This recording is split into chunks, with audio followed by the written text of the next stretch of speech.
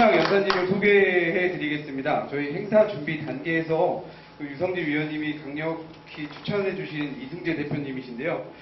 대표님은 독일에 거주하고 계시고 바이오매스 산업 선진국인 독일과 국내 가교 역할을 하고 계십니다.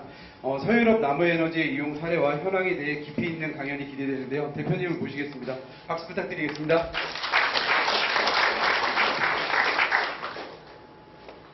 시간 괜찮으십니까?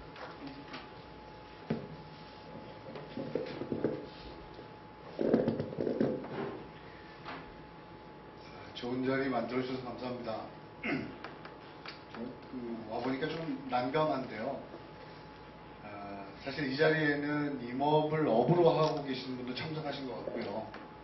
또 관련해서 이해가 전혀 없으신 분들도 자리에 계신 것 같아서 오늘 발표하는 내용이 어느 정도 소화가 되실지 모르겠습니다. 너무 복잡한 내용일 수 있고요. 또 제가 하필이면 발표하는 내용은 이제 앞서 유성진 위원께서 발표하신 내용이 주로 이제 통계 그간 한 20여 년 동안에 숲속을 누비면서 나무를 직접 만져보고 그것을 조달하는 과정에서 느낀 체험과 통계라면 제가 말씀드려야 될 부분은 앞서 장은수 대표께서 말씀하신 이상, 그러니까 어떻게 우리가 그 산촌 자본주의라는 것을 실현할 수 있느냐, 그리고 그것을 실현하고 있는 곳이 있느냐 하는 데 대한 자료라서 사실상 좀 어렵게 느껴지실 수 있을 것 같습니다.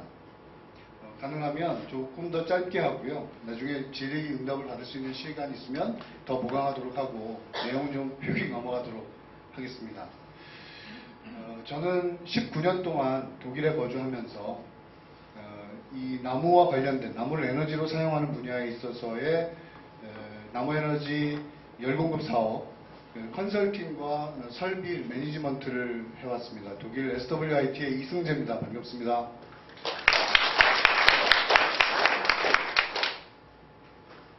앞서도 다른 분들께서 말씀해 주셨는데요. 지금은 화석연료를 어떻게든 줄이고 그리고 재생에너지를 사용을 늘려야 하는 아주 절체절명의 위기를 겪고 있는 시대입니다.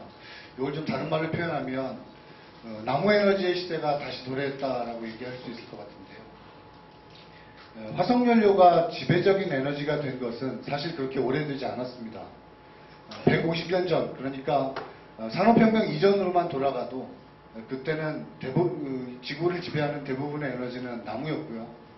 지금도 사실은 바이오매스가 전체 지구 에너지의 상당 부분을 감당하고 있습니다.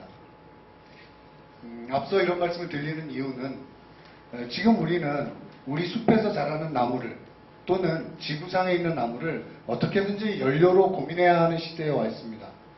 나무를 다시 에너지로 사용하는 시대가 온 건데요. 그렇다면 나무를 사용하는 방식도 150년 이전으로 돌아가도 되는 것일까? 저는 제 모든 관심은 사실 거기에 있었습니다. 사실 화석연료로 대체하게 된 이유가 나무가 없어서는 아니었습니다. 나무를 쓰다가 화석연료로 넘어간 이유는 화석연료가 석탄이 포크스가 더 효율적이었고 또 사람들이 더 편리하고 안전하게 사용할 수 있었기 때문이었습니다. 그렇다면 답은 좀 간단해지는데요. 나무를 사용하더라도 더 효율적이고 안전하고 그리고 환경 친화적으로 쓸 수 있느냐, 우리 논의는 여기에 모여야 한다고 생각합니다. 이 부분을 좀 기억해 주시고 제 발표를 진행하도록 하겠습니다. 먼저 서유럽의 나무에너지 사용 현황입니다. 영국에서 발표한 자료인데요. 지금 보시면 유럽에서 사용하고 있는 우드 펠릿의 양입니다. 약 1800만 톤 정도를 유럽에서 사용하고 있고요. 그 중에 20% 정도가 영국에서 사용한다고 보여주고 있습니다. 이건 단순히 우드 펠릿만 가지고 놓고 본 건데요. 자, 보시면 미국 남부 조지아주에서 만들어진 펠릿이 유럽으로 이동하고 있다는 걸 아실 수 있을 겁니다. 그런데 이상하게도 유럽에 들어오는 펠릿이 조지아주와 러시아에서 들어오는 것이 대부분이라면 영국에서 발표한 자료인데도 불구하고 우리나라가 포함되어 있습니다. 우리나라는 지금 현재 약 200만 톤 정도의 우드 펠릿을 수입해서 사용하고 있는데요. 최근 몇 년 동안 유럽의 통계에도 한국이 펠릿을 가장 많이 사용하는 나라로 잡혀있다는 점도 기억해 두시기 바랍니다. 그러면 유럽에서는 펠릿을 어떻게 사용하느냐? 수입한 펠릿도 물론이거니와 유럽에서 자체적으로 생산한 펠릿을 다 해서 유럽연합이 2천만 톤을 2015년에 사용했다고 놓고 보면 그 중에 42.2%는 가정용 난방으로 사용했습니다. 이건 지금 펠릿만 말씀드리는 거고요. 그리고 15.7%는 상업용 히팅에 사용했습니다. 상업건물용 난방에 사용했죠. 다시 말하자면 상업용이든 가정용이든 총 65% 정도 되는 양을 전부 난방용으로 펠릿을 사용하고 있음을 알 수 있습니다. 그리고 CHP, 그러니까 열병합발전으로 얻어서 히팅을 하는 경우가 6%를 포함하면 거의 대부분의 펠릿은 유럽연합에서 난방용으로 사용하고 있음을 알 수 있습니다. 그런데 그러면 전기발전은 어느 정도 하고 있냐면 전기발전만 단순하게 얻어지는 것이 33.1%, 그리고 열병합으로 얻어지는 것이 3%, 그러면 36%, 37% 정도 되겠습니다. 자, 이 표가 말해주는 것은요, 유럽이 펠릿을 굉장히 많이 사용하고 있습니다만 펠릿을 사용하는 분야는 발전용이 아니라 사실은 난방용이었다는 겁니다. 영국의 호킨스 라이트라고 임업 분야의 조사와 연구를 하는 기관이 발표한 자료를 보면 더 놀랍습니다. 세계 10대 목재 펠릿 사용 국가를 표현한 건데요. 2014년의 자료에 의하면 목재 펠릿을 가장 많이 사용하는 나라는 영국입니다. 그 다음에 이탈리아, 미국, 덴마크, 그 다음에 독일이고요. 그리고 6번째에 들어온 나라가 대한민국입니다. 6번째 대한민국이 들어왔다는 사실이 중요한 것이 아니고요. 이 표에서 눈여겨보실 것은 초록색으로 표시된 부분이 발전용으로 사용했다는 거고요. 이 노란색으로 표시된 부분이 히팅에 사용한 부분입니다. 즉, 지구상에서 목재 펠릿을 이용해서 오직 거의 대부분을 발전용으로 사용하는 나라는 대한민국밖에 없는 현실이 되어버렸습니다. 목재 펠릿을 가지고 발전을 하는 것이 맞느냐 틀리냐 이런 논의를 하기보다는요, 발전용으로 사용하는 목재 펠릿이 얼마만큼의 발전을 하고 있으며 이것이 과연 아까 이제 앞서 말씀드린 것처럼 효율적이고 안전하고 깨끗하게 사용하느냐라는 것을 봐야 되겠죠.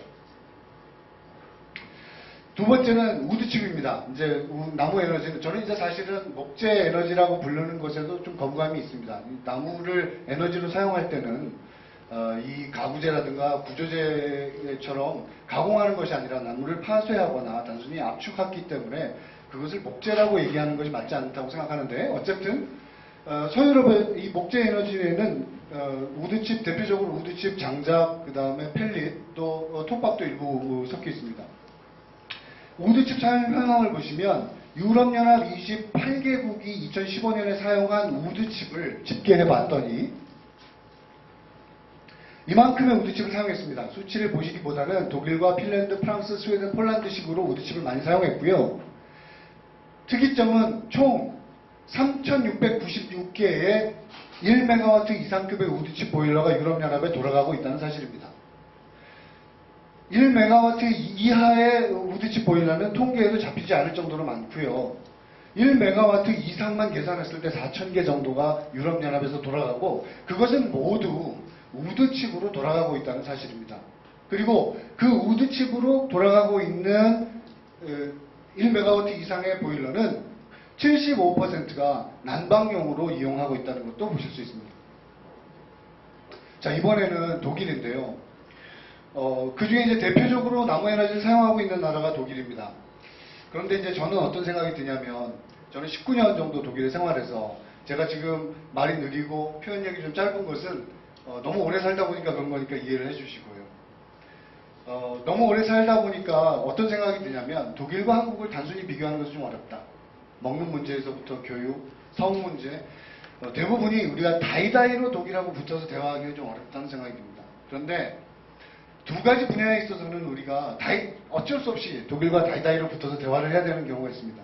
첫 번째는 그 분단 국가라는 거고요. 그들이 먼저 통일을 실현시켰고요. 두 번째는 탈핵입니다. 지구상에 인구 5천만 이상인 나라 중에서 대통령이 탈핵을 선언한 나라가 독일과 한국이 유일합니다.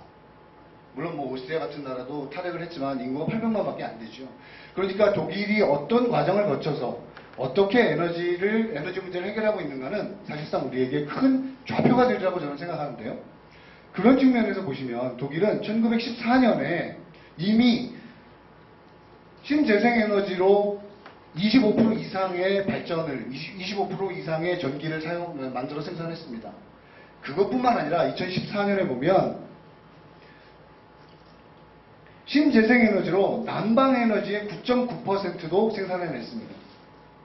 그러니까 전기를 제외한 난방 분야만 떨어뜨려 놓고 보면 약 10% 정도가 신재생에너지를 감당하고 있는데요.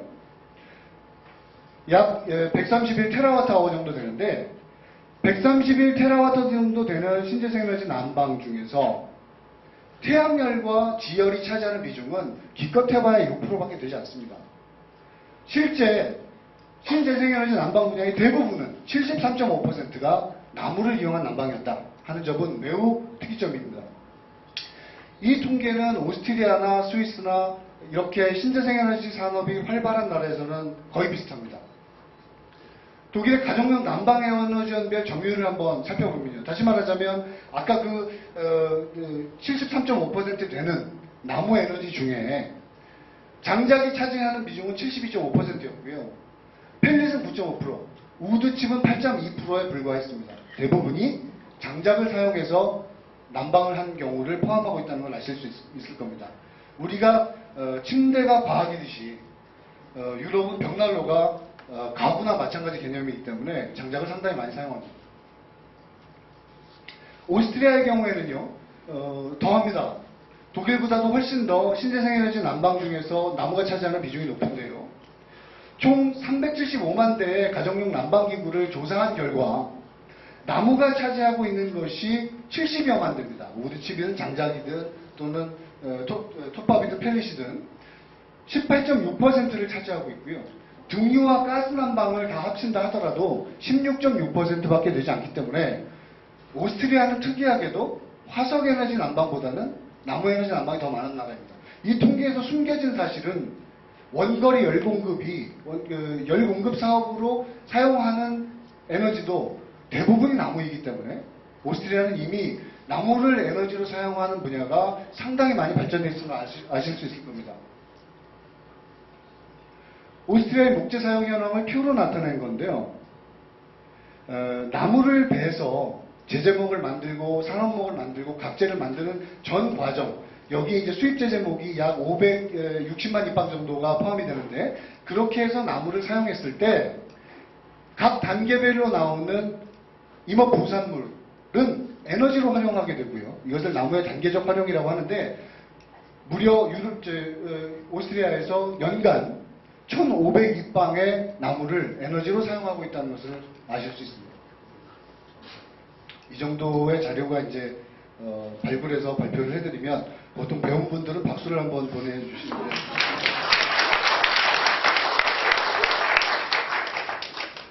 네, 독일도 마찬가지입니다. 이제 나무를 에너지로 사용하기 위해서는 단계적 활용이 중요하다 하는 것을 앞서 보셨을 텐데요. 독일의 펠릿 협회가 내놓은 자료입니다. 독일의 펠릿에 사용되는 원료가 그 발생 원별로 따져보면 어떠냐라는 것을 발표를 했는데 제재 톱밥이 90%를 차지하고 있다고 알려주고 있습니다. 그러니까 적어도 독일에서는 제재용으로 나온 톱밥을 가지고만 펠릿을 만들고 있다는 얘기입니다. 독일이 현재 펠릿 캐퍼가 생산 가능량이 400만 톤 정도 되는데요. 그 중에 300만 톤을 자국에서 사용합니다. 펠렛 보일러가 35만 대가 넘어가니까 35만 대 곱하기 4톤씩 하면 300만 톤이 되는 거죠. 그 양은 독일 내에서 자체적으로 생산하고 있는데 원료는 제재소에서 나온 톱밥을 사용하는 것이지 해외에서 수입하는 것이 아니라는 얘기죠. 또 비제재용 원목, 그러니까 제재용으로 사용할 수 있는 원목이 한 10% 정도 들어가고요. 임지의 잡목은 결코 펠릿으로 사용할 수 없습니다. 제재용 원목도 가격이 비싸기 때문에 펠릿으로 원목을 파쇄하진 않고요. 폐목은 그것이 환경의 문제 때문에 역시 펠릿의 원료로는 쓰지 않는 거죠. 유럽에서 펠릿의 사용, 나무에너지의 사용이 통계적으로 어떻다라는 걸 대강 감을 잡으셨을 텐데요. 그러면 우리나라는 어떠냐? 원료를 어떻게 구하는지는 이제는 얘기할 필요도 없고요. 펠릿을 만들기 위해서는 열 에너지가 많이 필요합니다. 건조시켜야죠. 50% 되는 생목을 건조시켜야 파쇄를 해서 톱밥을 만들어야 그래야 이제 펠릿으로 압축이 되는 거죠. 원목을 파쇄하게 되면 그만큼의 전기 에너지를 사용할 수밖에 없고요. 원목을 파쇄된 톱밥을 건조시키는 과정에선 엄청나게 많은 에너지가 들어갑니다. 이것을 아직도 상당수의 펠릿 공장이 LNG로 만들고 있습니다. 다시 말하자면 우리나라의 신재생 에너지 산업은 화석연료로 신재생 에너지를 창조하는 세계적으로도 유례가 없는 산업을 벌이고 있다는 점은 정말 안타까운 일이라고 할 수 없습니다. 그래서 결론적으로는 이렇습니다. 시간이 많이 지났는데요.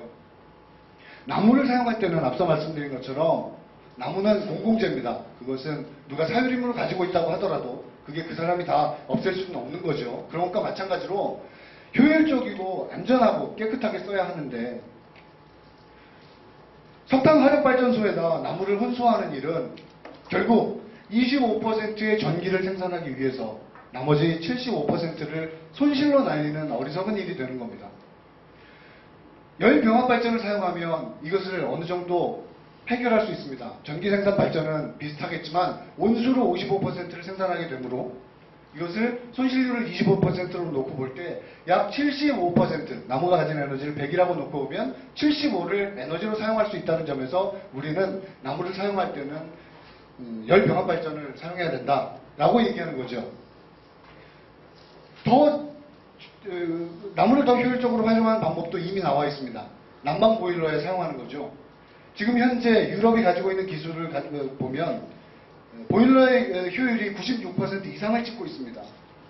그러니까 나무를 집어넣으면 100의 나무가 96의 온수로 발생하는 거거든요.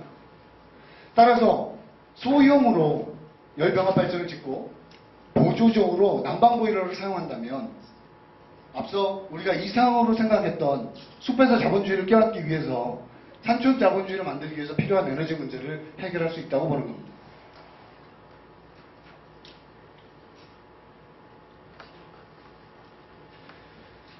다음은 그러면 사례를 몇 가지 말씀을 드리겠는데요. 이건 뭐 나무에너지의 장점 이런 것은 나중에 한번 다시 소개해드릴 기회가 있을 거라고 보고요. 어쨌든 펠릿이나 우드칩을 사용하게 되면 이산화탄소 배출은 상당량 줄어들죠. 화석연료를 사용할 때 비해서. 그나마도 나무가 자랄 때 흡수하는 이산화탄소의 양과 이것을 연소시켰을 때 배출한 이산화탄소의 양을 동일하다고 봐서 국제적으로는 탄소 배출을 제로라고 뉴트럴이라고 얘기하고 있습니다. 다만 이때 문제가 되는 것은 석탄에 비해서는 미세먼지 발생이 좀 적지만 난방유나 가스에 비해서는 미세먼지의 발생이 현격하게 높죠. 따라서 설비의 완성도가 굉장히 중요하다고 하겠습니다. 이것은 나중에 넘어가고요. 한 5분 정도밖에 저한테 시간이 없기 때문에 사례를 말씀드리도록 하겠습니다. 제가 너무 많은 사례가 있어서 어떤 걸 발표해드릴까 아주 고민을 하다가 독일 남부에 있는 상트페터마을이라는 마을을 좀 소개해드리고자 하는데요. 이 마을을 말씀드리기 전에 우선 이 마을이 그 독일에서도 바이오에너지 마을로 인정을 받았는데 이 바이오에너지 마을의 개념에 대해서 잠깐 말씀드리겠습니다. 독일에서 바이오에너지 마을이 현재 173개가 인증을 받았는데 바이오에너지 마을이 되려면 그냥 에너지 자립 마을에다 붙여서 되는 건 아니고요. 그 마을에서 사용하는 전기 에너지의 100%는 자체적으로 충당할 수 있어야 합니다. 두 번째는 그 마을에서 사용하는 열 수요의 50% 이상을 바이오에너지가 감당해야 하고요. 그것보다 더 어려운 조건은 주민 참여로 이 사업 전체의 지분의 50% 이상을 참여해야만 바이오에너지 마을로 인증합니다. 놀랍게도 이런 조건 하에서도 독일에서는 173개의 마을이 바이오에너지로 마을로 인증을 받아서 현재 활동 중에 있고요. 그 중에 하나가 이 상트페터라는 마을입니다. 상트페터 마을은 가보니까요. 인구가 2,500명 정도 되는 마을인데요. 이 마을에 중앙 마을 보일러실을 두고 마을 보일러실에 우드칩 열병합 발전과 우드 펠릿 열병합 발전과 우드칩 보일러를 동시에 갖다 놓고 전기와열을 동시에 생산하고 있었습니다.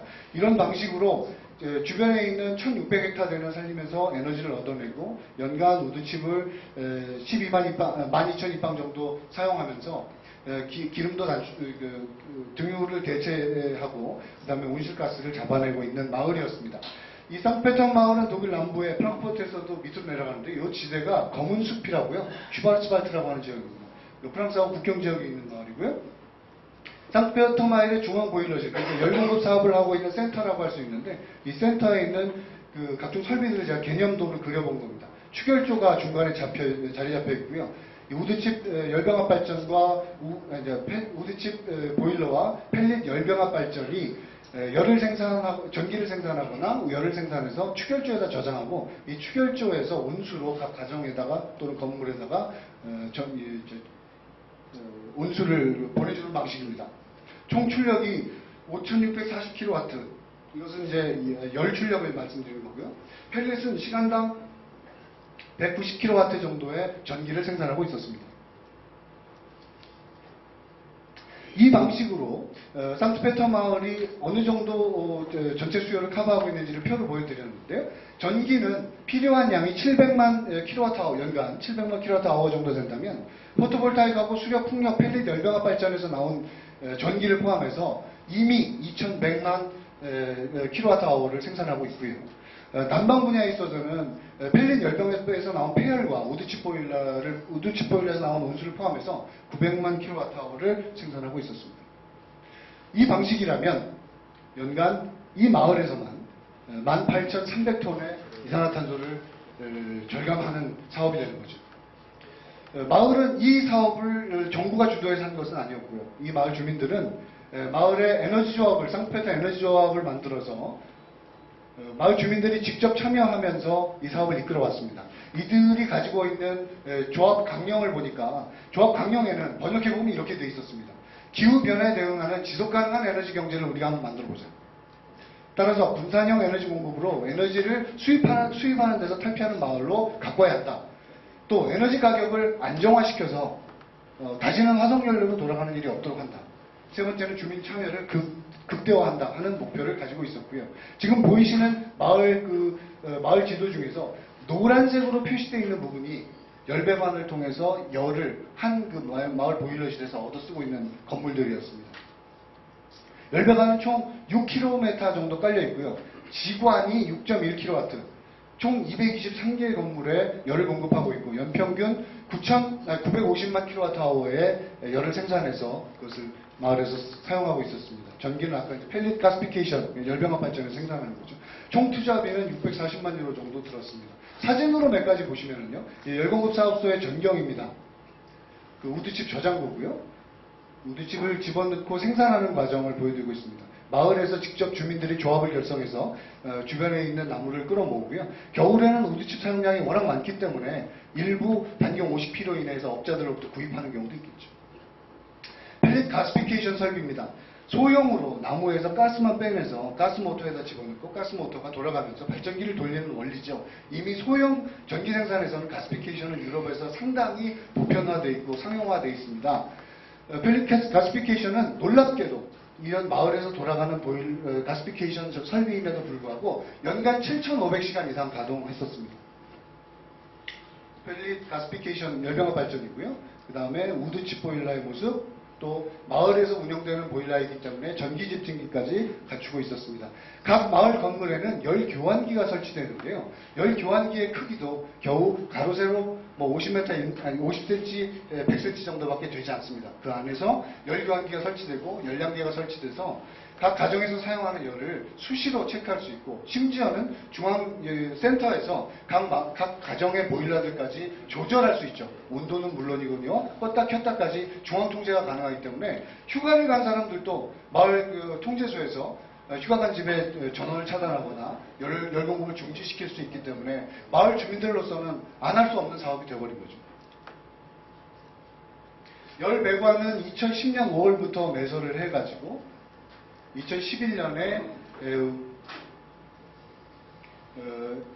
마을에 열공급센터가 개소했고, 이 방식으로 이 열공급센터에서만 약 100만 리터의 등유를 절감하고 탄소 배출이 연간 3,500톤에 이르렀습니다. 이때 우드칩 소비량은 8,000입방이었고요. 펠릿은 약 900톤 정도 1년에 소비하고 있었습니다. 제가 더 말씀드렸나요? 아니면 시간이 되는 좀 간략하게 네. 저희 또 부산다이오미스까지 좀 하실 수 있으시겠어요? 시간이 짧다 보니까 제가 너무 말을 많이 하는 것 같습니다. 이 상트페터 마을은 우드칩과 펠렛을 가지고 전기와 열을 생산해서 마을에서 사용하고 있습니다만, 이 마을은 검은 숲이라는 배경을 가지고 있는 산촌 마을이었습니다. 그렇다면 대도시에서는 쓸 수 없는 거 아니냐, 중소도시에서는 쓸 수 없는 거 아니냐라는 질문을 하실 텐데요. 독일 도르트문트시, 제가 사는 동네입니다. 저희 동네도 펠렛으로 열 공급을 합니다. 나무가 워낙에 나무를 사용하면 에너지 가격이 저렴하고 탄소 배출도 안 할 뿐만 아니라 또 미세먼지도 전혀 문제 없기 때문에 이제 유럽에서는 나무를 사용해서도 대도시나 중소도시로 끌고 들어와서 열공급 사업을 하는 것은 보편화되어 있습니다. 저희 도르트문트시에는 인구가 60만 명인데요. 그 중에 주택공사인 도게보가 가지고 있는 158세대의 펠렛 보일러 2대로 열공급 사업을 합니다. 총 120만 유로가 투자됐고요. 이 방식으로 난방비의 40%를 절감하고 있습니다. 자벡시도 인구가 얼마 되지 않지만 7,000명 정도 되는 작은 마을인데 독일 북부에 있습니다. 2010년에 마을에 공용 보일러를 두고 빨간 건물들, 주요 관공서들만 펠릿 보일러를 돌려서 난방을 하고 있습니다. 펠릿을 그러면 쓰는 이유는 뭐냐라는 질문을 하실 텐데요. 간단하죠. 앞서 말씀드렸듯이 나무를 쓸 때는 깨끗하고 안전하고 효율적이어야 합니다. 열공급 사업을 하는 사업자 입장에서는 일정한 칼로리를 가진 펠릿을 더 선호하게 되죠. 그래서 도심지에서 할 경우에는 주민들에게 욕도 덜 먹고 깨끗하고 안전하다는 평가를 받는 펠릿이 훨씬 더 유망하고요. 또 사업자 입장에서는 메인터넌스 비용이 적게 든다는 장점이 있습니다. 그러면 지금까지는 이제 유럽의 사례를 소개해 드렸다면 우리나라에는 사례가 없느냐? 그렇지는 않습니다. 제가 그동안 많은 노력을 해서 전북 완주군의 바이오매스 타운을 이 독일과 오스트리아의 기술을 가지고 설치하는 데 성공을 했는데요. 지난 2016년 12월에 이 완주군 자연휴양림에 있는 설비들이 마무리되었습니다. 지금 보시는 장면이 보일러실이고요. 보일러실에는 400kW급 우드칩 보일러가 가동되고요. 거기서 나온 열을 15,000리터급 추결조에다 저장을 해서 휴양림 전체에 있는 10개의 건물에 온수를 95도로 쏴주고 있습니다. 그리고 각 건물에 가서 65도로 교환을 해서 필요한 난방도 하고 급탕도 하는 시스템을 갖추고 있습니다. 국내에서도 이 우드칩을 가지고 또는 뭐 펠릿을 가지고 지금까지 여러 가지 시범 사업이 펼쳐졌습니다만 사실 큰 효과와 기대 수치를 얻지 못했다면 지금 현재 완주군 고산내에 있는 자연휴양림의 우드칩 보일러는 산림청에서도 기대를 할 정도로 상당히 잘 운영되고 있어서 이후에 한번 방문해 보시면 좋은 사례가 될 것으로 생각합니다. 여기에는 400kW급 우드칩 보일러 한 대와 그 다음에 이제 이 문화공원이라고 한 1.5km 떨어진 지역에 컨테이너식으로 2대의 우드칩 보일러를 별도로 설치해서 문화공원에 있는